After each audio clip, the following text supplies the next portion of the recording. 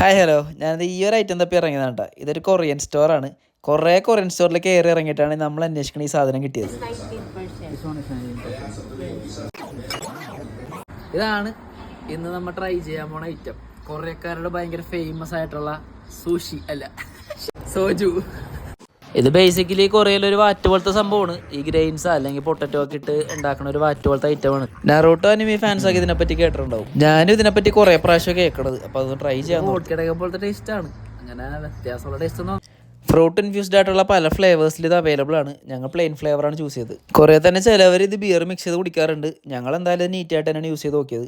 ഇതിന്റെ clean taste കിട്ടാൻ വേണ്ടിയാണ് അങ്ങനെ ചെയ്ത് നോക്കിയത്. അത്ര വലിയ സംഭവമൊന്നുമല്ല, നോർമൽ ഒരു വോഡ്ക്കയൊക്കെ പോലെ. ഇതിൻ്റെ ആൽക്കഹോൾ കണ്ടന്റ് വന്നത് 19% ആണ്, 19%. വേറെ പ്രത്യേകതകളൊന്നും ഇല്ല. അപ്പോൾ കൊറിയൻ ഡ്രിങ്ക്സ് ഒക്കെ ട്രൈ ചെയ്യണമെന്ന് ആഗ്രഹമുള്ളവർക്ക് ഇത് ട്രൈ ചെയ്ത് നോക്കാവുന്നതാണ്. And thanks for watching.